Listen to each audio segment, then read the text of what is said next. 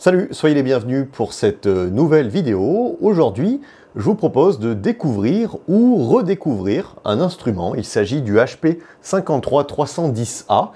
C'est un instrument que j'ai déjà présenté sur cette chaîne. Je vous mettrai le lien de la vidéo pour ceux qui ne connaissaient pas la chaîne à ce moment-là.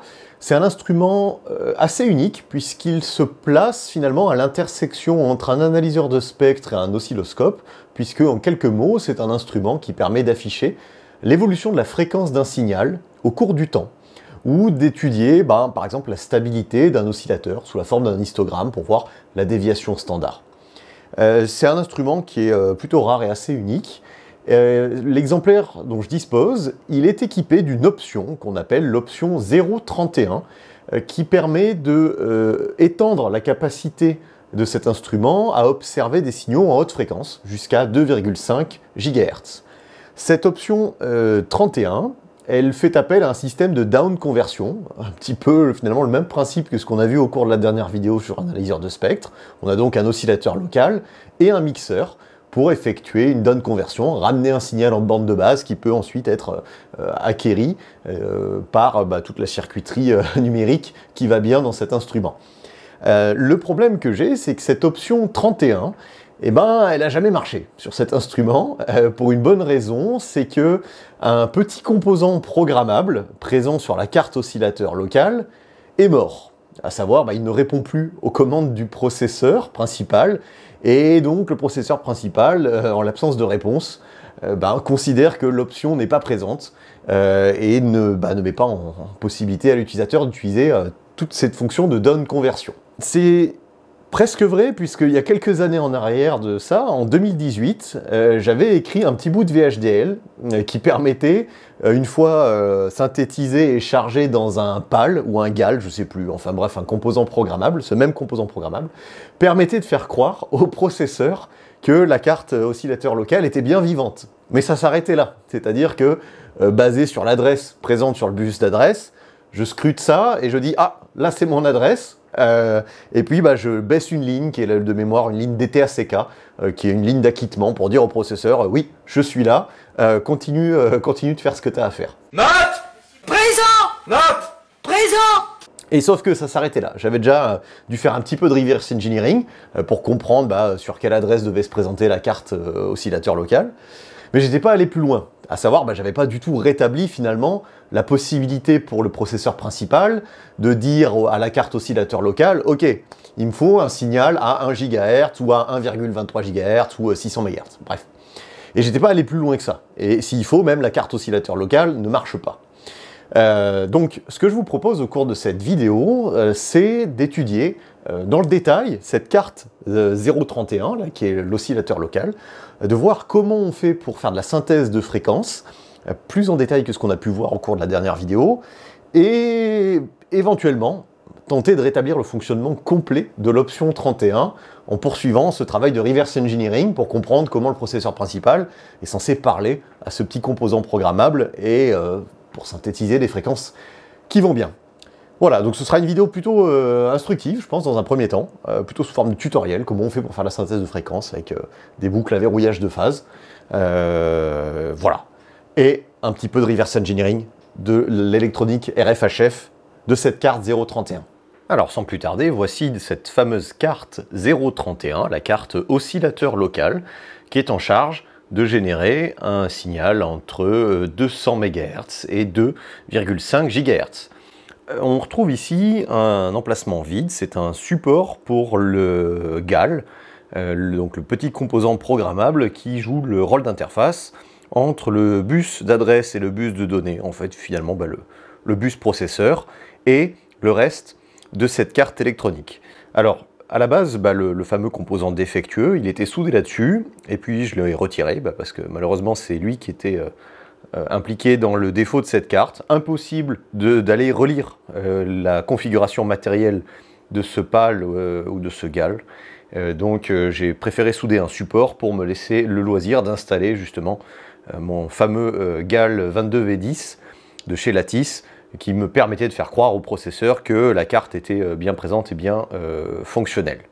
Alors vous le voyez, j'ai fait pas mal de modifs de câblage dans cette zone pour me permettre de sortir sur un connecteur ici en bord de carte les signaux de contrôle de cette carte. Finalement, les signaux qui sont normalement générés par le CPLD sur la base des ordres du processeur.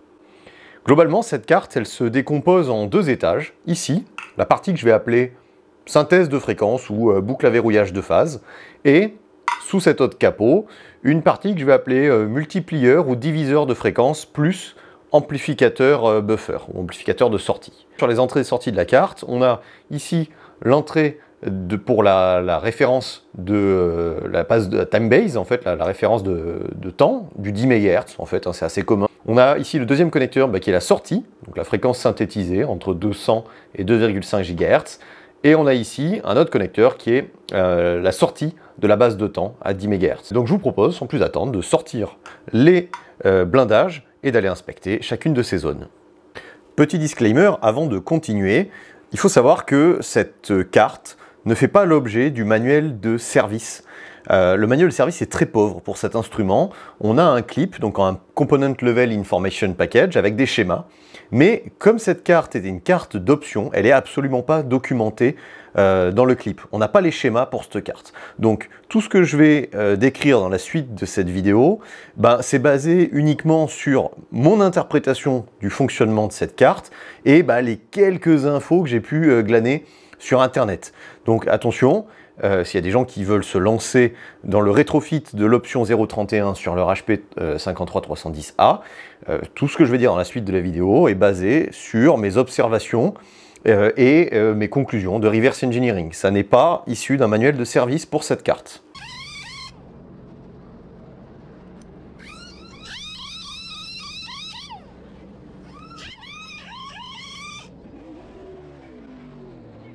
Allez, commençons par cette partie de la carte. Vous le savez très certainement, une des façons de faire de la synthèse de fréquence, c'est d'utiliser une boucle à verrouillage de phase. On l'a un petit peu vu au cours de la réparation du dernier analyseur de spectre. Et il se trouve que cette carte ne déroge pas à cette règle, puisque ce qu'on a sous nos yeux, c'est une synthèse de fréquence basée sur une boucle à verrouillage de phase. Cette section de la carte, elle permet de générer des signaux dont la fréquence est comprise de mémoire entre 625 MHz et 1250 MHz.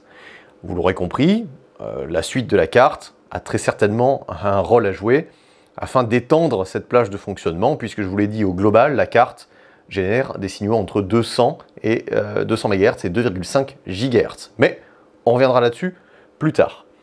Concentrons-nous pour l'instant sur donc cette synthèse de fréquence à base de boucle à verrouillage de phase. Allez, on va commencer par le composant principal ici. C'est un VCO, donc un oscillateur contrôlé en tension. C'est lui, ce fameux composant, qui est capable de nous générer un signal sinusoïdal de fréquence, donc compris entre 625 et 1250 MHz. Pour commander un VCO, il nous faut une tension de commande continue ou quasi continue, qui doit bien évidemment être filtrée par un filtre de boucle. Dans une boucle à verrouillage de phase, on a ce qu'on appelle le filtre de boucle, et c'est très précisément ce qui est localisé ici. On a 1, 2, 3, 4 amplificateurs opérationnels avec un réseau de contre-réaction composé de résistance et de condensateurs qui vont former ici, dans cette section de la carte, notre filtre de boucle. Ce filtre de boucle, il est attaqué par un détecteur de phase. Le détecteur de phase, il est contenu dans cette puce, qui est une puce de Motorola qui contient également des diviseurs programmables qui sont très utiles pour pouvoir synthétiser la fréquence de notre choix. On va revenir sur la sortie du VCO. La sortie du VCO, on voit ici, on a un split ici formé par les trois résistances là. On a un canal, je dirais, qui va tout droit, qui va vers un petit circuit intégré ou transistor. Donc vraiment la sortie de cet étage se situe ici. D'ailleurs, on a un label qui nous marque out. Puis on a une autre partie qui va revenir ici et qui va attaquer une première puce qui est un diviseur non programmable, un diviseur fixe par 4. A priori, le marking code me laisse à penser que c'est une puce custom de chez HP, donc un diviseur de fréquence par 4. La puce suivante, celle-ci là dans son gros boîtier céramique, C'est ce qu'on appelle un dual modulus prescaler. C'est, pour faire simple, ce nom barbare veut simplement dire que c'est un diviseur qui a deux positions, en l'occurrence divisé par 32 ou divisé par 32 plus 1, donc 33. Waouh. Ce diviseur dual modulus prescaler, il a un intérêt dans la synthèse de fréquences. On le verra au cours des explications. Et donc la sortie de ce diviseur, elle va rentrer dans notre fameuse puce Motorola, qui est donc finalement le cœur de la boucle à verrouillage de phase, puisque je vous le redis, là-dedans on a des diviseurs programmables, ainsi qu'un détecteur de phase, et peut-être 2-3 autres bricoles, il faudra regarder la datasheet. La puce qu'on a au fond de la carte ici, c'est un diviseur fixe, un diviseur par 5, qui va recevoir sur son entrée la référence de fréquence, la time base à 10 MHz de l'instrument, divise par 5 pour en faire un signal de référence à 2 MHz, qui pourra ensuite être à nouveau divisé de façon programmable dans cette fameuse puce un petit peu universelle de chez Motorola. Voilà pour l'architecture de cette partie. Je vous propose éventuellement de la poser par écrit pour voir comment avec finalement ces quelques composants on est capable de synthétiser des fréquences. Alors voilà ce que ça donne si on pose tout ce qu'on s'est dit juste avant sur un tableau blanc par écrit. On a donc notre signal de référence qui est issu de la base de temps de l'instrument, qui est un signal à 10 MHz qui va rentrer sur la carte et qui va rencontrer un premier composant qui est un diviseur non programmable, un diviseur donc fixe par 5, dont la sortie va constituer un signal que j'ai noté FREF, signal de référence, dont la fréquence vaudra en l'occurrence 2 MHz. Et c'est ce signal qui va commencer à rentrer le premier dans notre puce un petit peu complexe, la MC 145158 de chez Motorola, dont j'ai représenté les étages qui sont à l'intérieur de cette puce en vert, pour vous donner quand même un ordre d'idée de la relative complexité de cette puce. Donc ce signal de référence va rencontrer un premier diviseur, cette fois-ci programmable, d'un ratio R, et la sortie de ce diviseur programmable va rentrer dans notre détecteur de phase. La sortie de ce détecteur de phase, elle sort de la puce Motorola pour aller attaquer la cascade d'amplificateurs opérationnels, donc de mémoire les 4 amplis, pour constituer le filtre de boucle. Et c'est la sortie de ce filtre de boucle qui va ensuite attaquer l'entrée de notre VCO, donc notre oscillateur piloté en tension, notre convertisseur tension-fréquence, si on préfère. Et la sortie de ce VCO, elle se split en deux. Une partie vers un espèce d'amplificateur buffer ou un MMIC, qui est finalement la sortie de ce premier étage de synthèse de fréquence. Et puis une autre partie qui est réinjectée. Cette partie qui est réinjectée, elle passe tout d'abord par un diviseur fixe de ratio 4. Et puis la sortie de ce diviseur rentre dans une autre puce qui est ce qu'on appelle un dual modulus prescaler. Un dual modulus prescaler, c'est une puce qui va pouvoir diviser par n ou n plus 1. Alors en l'occurrence, ici, la puce va diviser par 32 ou 33. Et le pilotage du choix de cette division, c'est un petit peu technique et c'est assuré par la puce Motorola. Donc en vert, c'est pour ça qu'on a ce signal ici, le dual modulus prescaler drive. La sortie de ce diviseur rentre à nouveau dans la puce et rencontre un autre diviseur programmable, cette fois-ci par N, et la sortie de ce diviseur va rentrer dans la dernière entrée disponible sur le détecteur de phase. Et évidemment, dans cette même puce, on a quelques éléments supplémentaires, notamment des choses pour détecter que la boucle est verrouillée, et on a surtout une interface série, puisque pour pouvoir charger la valeur dans ces diviseurs programmables, il nous faut une interface pour pouvoir le faire depuis un microprocesseur. C'est un lien série, c'est pas du SPI, loin de là. Une des propriétés fondamentales des boucles à verrouillage de phase, c'est que lorsqu'elles sont verrouillées, eh bien les deux fréquences à l'entrée du détecteur de phase sont égales. Et c'est ainsi qu'on peut déterminer de façon assez simple si je peux appeler ça comme ça, la fonction de transfert de ce système en posant que les fréquences aux entrées des détecteurs de phase sont égales. Alors, attention ici, il y a une simplification que j'ai faite, c'est que j'ai ignoré finalement la partie dual modulus prescaler. Je considère que finalement notre chemin de signal c'est divisé par 4, divisé par 32, divisé par n. Je fais abstraction de cette partie-là qui est pourtant très importante, on le verra juste après, puisqu'elle présente un intérêt non négligeable. Donc si on fait cet exercice-là, on pose les deux expressions, les deux grandeurs égales, on se retrouve avec cette expression ici, notée Fout, without dual modulus, qui est donc égale à 128 que multiplie N divisé par R, le programmateur de référence, que multiplie FREF, pardon, la fréquence de référence, ici à 2 MHz. 128 étant bien évidemment le produit des deux diviseurs, 32 x 4. Dans cette configuration-là, on a quelque chose qui marche, mais par contre, le delta F minimal, donc notre saut de fréquence minimale qu'on est capable de synthétiser, eh ben, il est de 256 divisé par R, R étant donc la valeur qu'on charge dans le diviseur de référence. Et évidemment, vous allez me dire, bah, il suffit de mettre une valeur très grande dans le diviseur de la référence pour baisser ce step de fréquence minimale.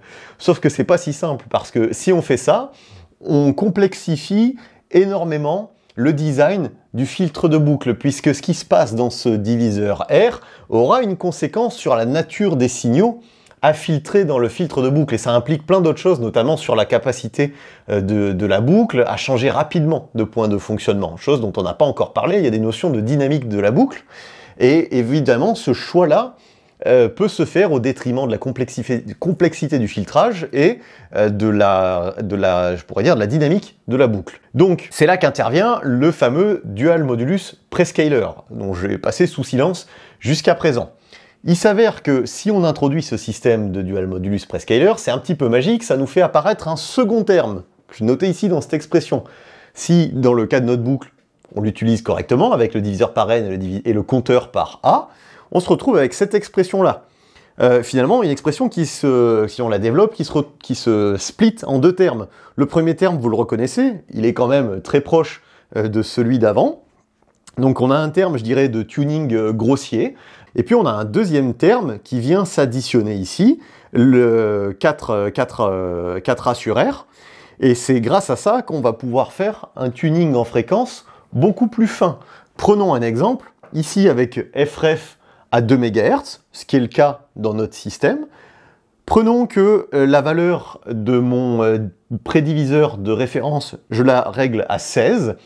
Encore une fois, il existe un compromis technique sur la valeur qu'on charge ici dans le prédiviseur de référence. Moi, je vais prendre 16. Et dans ce cas-là, le pas de fréquence minimale qu'on sera capable d'atteindre avec ce système de boucle à verrouillage de phase, eh ben, sera de 4 fois FREF divisé par R. Donc 4 fois 2 divisé par 16, ce qui nous fait un pas de 0,5 MHz. Évidemment, on pourrait descendre en agissant sur R ou sur la fréquence de référence, mais en tout cas, il s'avère qu'ici, la fréquence de référence, elle est fixe, je ne peux pas jouer dessus, c'est 2 MHz, point barre. Finalement, la seule chose sur laquelle je pourrais jouer, c'est R, mais il s'avère que j'ai déjà creusé un petit peu, et R égale à 16, c'est une valeur optimale.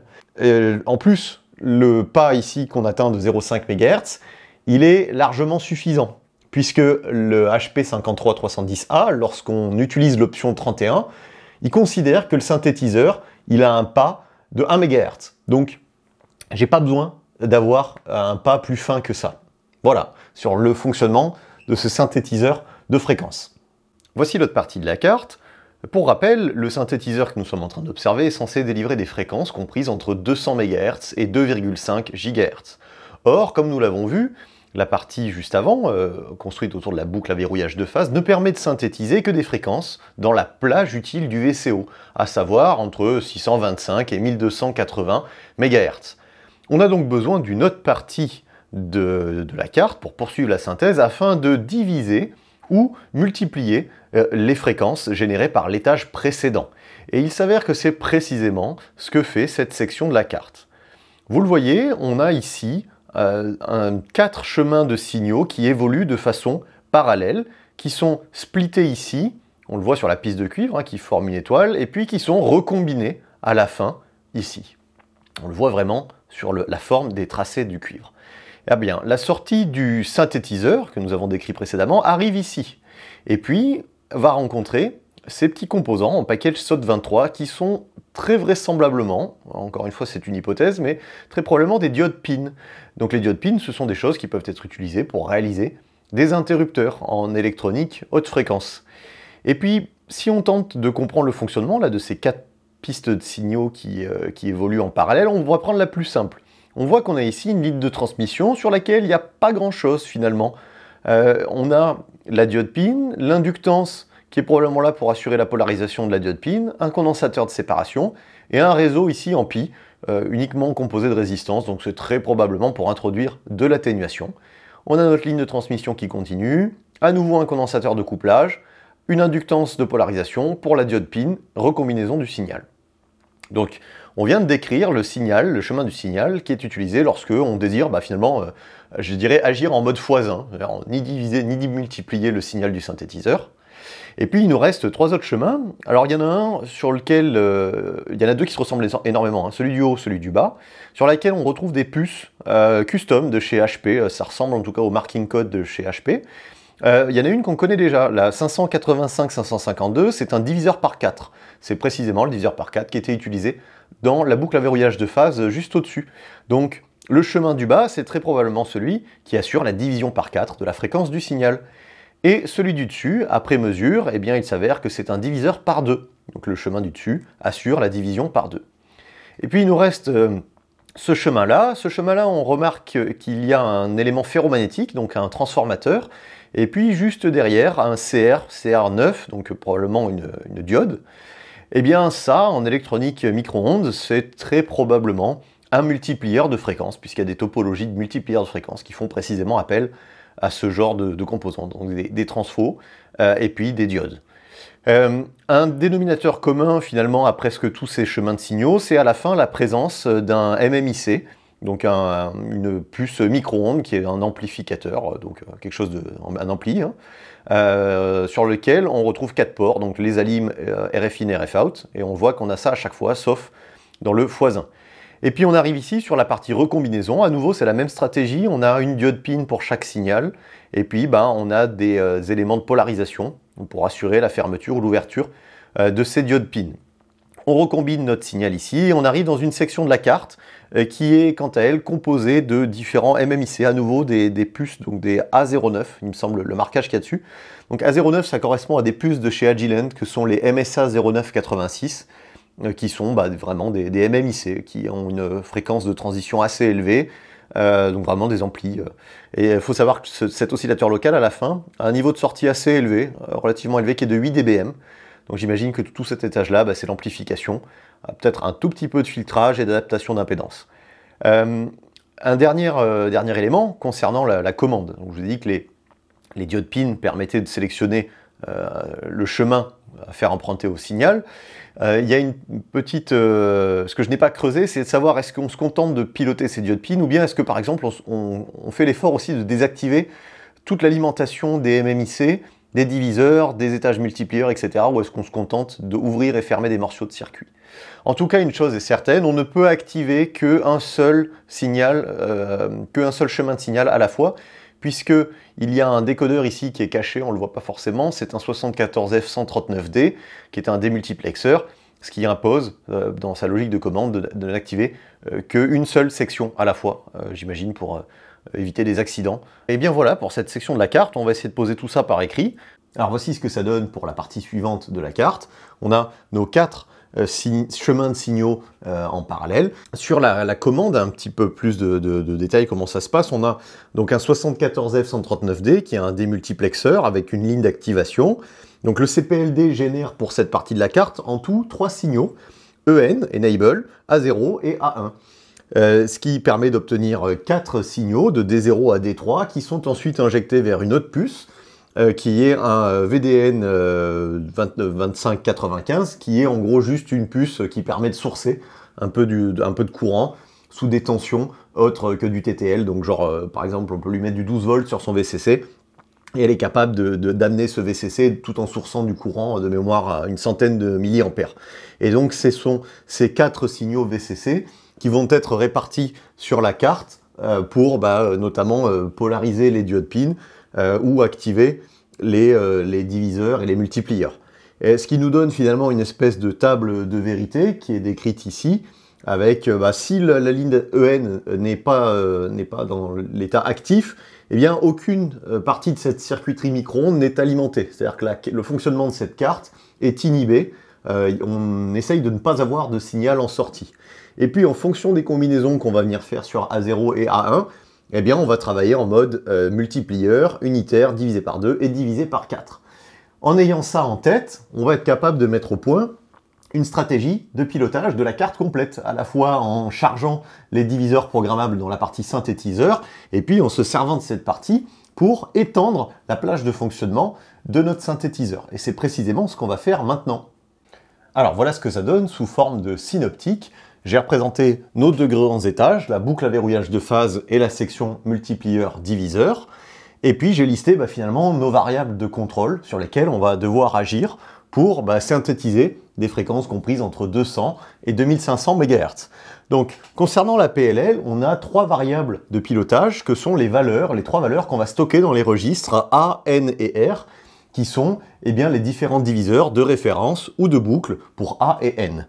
On a la relation qui lie la fréquence de sortie de la PLL avec la valeur de ces différents registres, de ces différents diviseurs ou compteurs. Elle est remise ici, on l'avait vu au début de la vidéo. Ça va nous permettre ainsi de synthétiser un ensemble de fréquences comprises entre 640 MHz et 1280 MHz. C'est finalement à la fois la plage de capture et de poursuite de la PLL, mais également la plage de fonctionnement nominal du VCO. On est capable de synthétiser n'importe quelle fréquence avec un pas de 0,5 MHz dans cette configuration-là. Au niveau de la commande pour charger les registres A, N et R, ça se fait par l'intermédiaire d'une espèce de liaison série, mais qui n'est pas du SPI.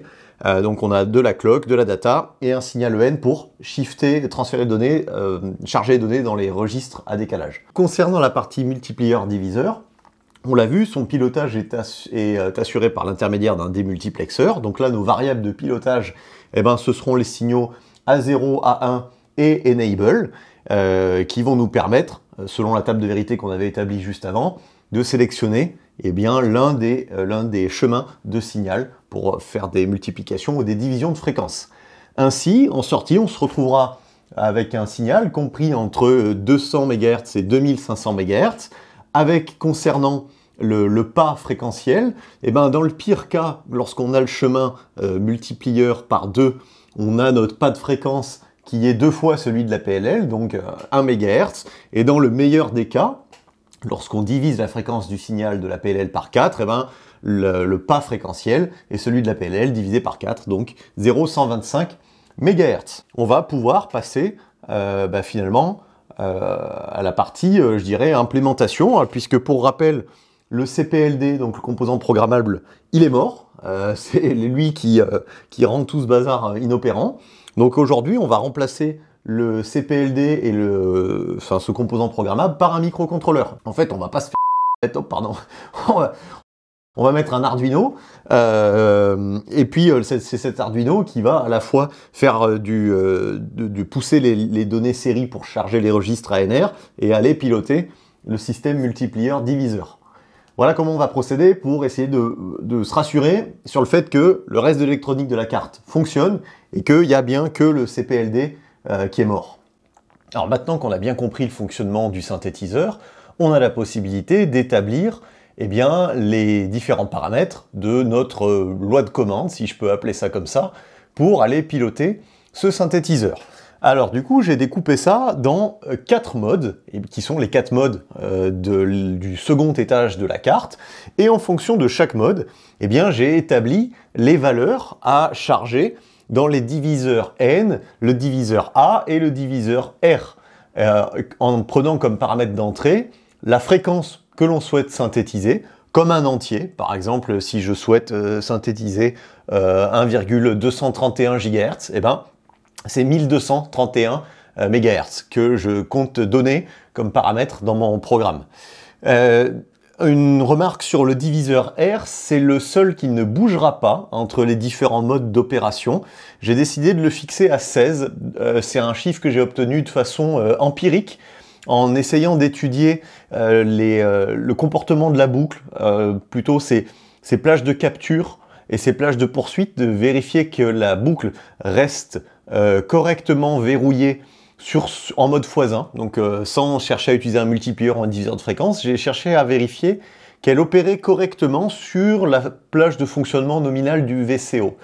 et tout en essayant de garder comme objectif de design un pas de 1 MHz au maximum lorsque je suis en mode x2. Et il s'avère que la valeur de 16 est une valeur qui me permet d'avoir une boucle stable et qui se capture sur l'ensemble de la plage de fonctionnement du VCO. Donc là, c'est quelque chose que j'ai déterminé de façon empirique. J'avoue ne pas savoir dans le détail comment est-ce que quelle serait la meilleure méthode que ça, sachant que j'imagine que je serais obligé de reverse engineer le filtre de boucle en fait. J'imagine qu'à un moment donné, il me faudrait connaître précisément, mettre en équation avec le gain du VCO, la fonction de transfert du filtre de boucle et notamment aussi le fonctionnement du détecteur de phase pour démontrer que en gros 16 c'est à peu près une valeur optimale quand on cherche à avoir un pas de fréquence à 1 méga max quand on est en mode x2. Bref, tout ça pour vous dire que on a maintenant les calculs qu'on va pouvoir faire au microcontrôleur en ayant comme seul paramètre d'entrée notre fréquence à synthétiser. Évidemment, j'ai également mis l'état des lignes A0 et A1 afin de sélectionner l'un des 4 modes de fréquence. Voilà, et ben écoutez, c'est parti, on va implémenter ça dans un microcontrôleur tout simple, on n'a pas de temps à perdre dans l'implémentation pour ce coup-là, donc on va prendre un Arduino, juste pour démontrer que la carte fonctionne. Là où ça va se complexifier, ça sera peut-être pas l'objet de cette vidéo, c'est quand on va devoir mettre ça dans le CPLD, en assurant le rôle d'interfaçage entre le bus d'adresse, bus de données du microprocesseur du HP, et la PLL et les drivers de mode. Voilà, allez, on va déjà faire ça sur un Arduino, ce sera pas mal. Voici à quoi ressemble le setup de test pour le synthétiseur. La carte reçoit une alimentation externe stabilisée de 12 volts et également des ordres de commande qui proviennent d'une carte de développement Arduino ici, qui va donc délivrer les signaux pour programmer les différents diviseurs qui sont situés dans la puce Motorola, mais également piloter les différents choix de voix, multiplieurs ou diviseurs de fréquences dans cette section de la carte. La carte reçoit également une référence de temps à 10 MHz qui est générée ici par un synthétiseur externe sur le bench. Cette référence de 10 MHz, elle est également injectée dans le fréquencemètre afin que le fréquencemètre et le synthétiseur partagent la même base de temps. La carte délivre son signal de sortie par l'intermédiaire de ce connecteur qui rentre dans une tête de mesure qui est là juste pour faire des mesures de puissance, mais c'est pas très intéressant comme mesure.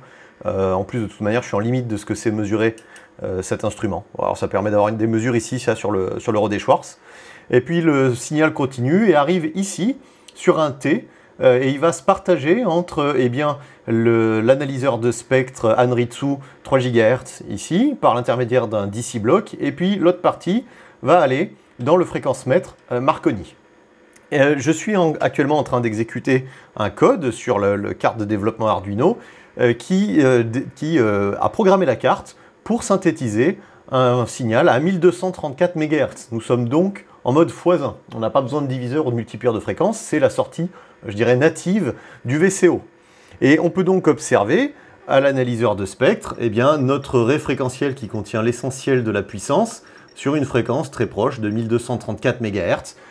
L'instrument adapté pour apprécier la fréquence et la stabilité du signal étant ici le fréquencemètre Marconi, dont la lecture correspond précisément à ce que nous avons programmé et prédéterminé précédemment. On voit qu'il y a un petit peu de contenu harmonique de rang supérieur ici, là, sur l'analyseur de spectre, mais en tout cas, l'essentiel de la puissance reste localisé dans l'arrêt sur laquelle on souhaite synthétiser la fréquence.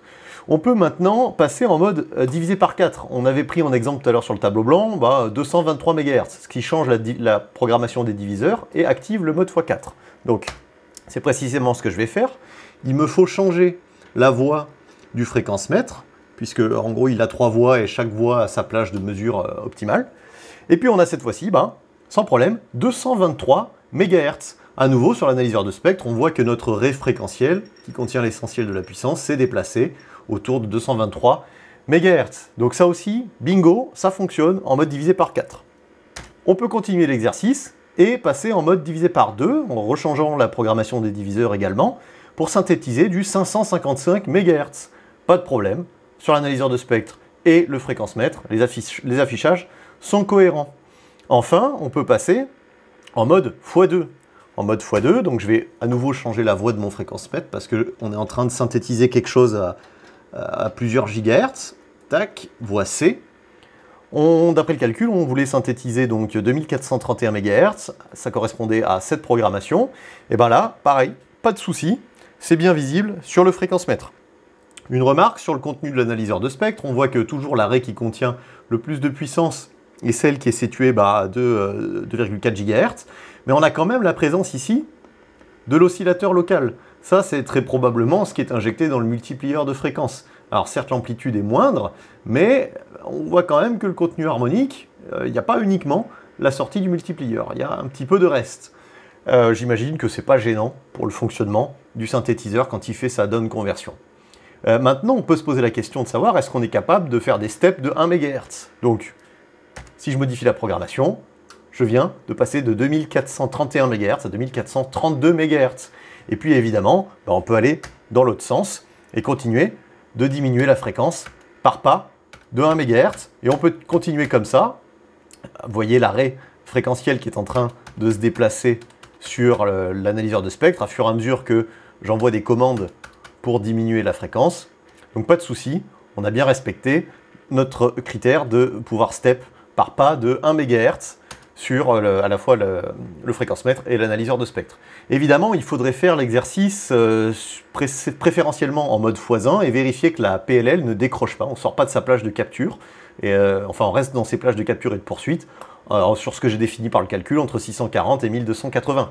Parce qu'il peut y avoir des cas où le VCO ici, lui, il a vieilli avec le temps, et du coup, on ne serait plus capable de raccrocher pour la partie haute ou la partie basse de la PLL. A priori, ça ne me semble pas être le cas. Mais on ne sait jamais. On s'en rendrait compte assez vite, lorsqu'on intégrerait la carte dans le HP, si il aurait des difficultés à synthétiser sur des parties hautes ou basses de la plage du VCO. Mais en tout cas, voilà, je suis plutôt content, puisque la carte, en tout cas pour sa partie RF-HF, semble parfaitement fonctionnelle. Et puis avec un petit peu de reverse engineering, en comprenant le fonctionnement de la carte, on a réussi par des ordres externes à finalement faire un petit synthétiseur de fréquence, tout simple. Pas de très bonne qualité, je pense, mais en tout cas, la carte est pleinement opérationnelle. Je pense que ça va conclure cette première vidéo sur le sujet, parce que maintenant, le boulot, c'est de voir, en se réinsérant dans le HP, si on est capable de décoder les trames qui lui sont envoyées pour redévelopper le code en langage de description matérielle, donc en VHDL ou en Verilog, pour resynthétiser complètement le CPLD et pas juste faire croire à l'instrument que l'option 31 est présente, mais aussi qu'il soit en mesure de la piloter. Voilà, j'espère que ça vous aura plu, que vous avez appris quelques trucs sur la synthèse de fréquences. Cette carte, c'était un très bon exemple pour illustrer dans le détail ce genre de concept. Donc voilà, j'espère que ça vous aura plu. Et puis je vous dis à très bientôt pour une prochaine vidéo. Salut! Bon, alors avant de vous laisser, je ne résiste pas à l'envie de vous montrer quand même le remontage que j'ai effectué, donc de la carte oscillateur local de l'option 031 que j'ai monté à la verticale, sur laquelle arrive bus d'adresse, bus de données, l'alimentation, et puis la référence en haut, référence de fréquence, et puis la sortie de l'oscillateur local. Donc la carte elle est remontée à la sauvage, et puis j'ai programmé à l'aide de la carte de développement externe, j'ai fixé la fréquence de l'oscillateur local qui est verrouillée, là on le voit sur la LED, PLL verrouillée à 2,5 GHz, et j'ai déroulé l'autotest de la carte à 12. Évidemment, ça ne marchera pas, sauf pour une fréquence, celle que je synthétise de manière manuelle, je dirais, sans tenir compte des ordres du processeur. Donc là, le test à 2,5 GHz est passé. Il ne me reste qu'à, entre gros guillemets, mettre mon meilleur analyseur logique ici, là, sur le bus d'adresse, le bus de données, et tenter de comprendre comment le CPU fait passer les ordres au CPLD. Et puis quand j'aurai compris ça, je pourrai resynthétiser une description matérielle du GAL, et puis le remettre, et puis récupérer l'option 31 qui me manque sur cet instrument. Allez, cette fois c'est la bonne, salut!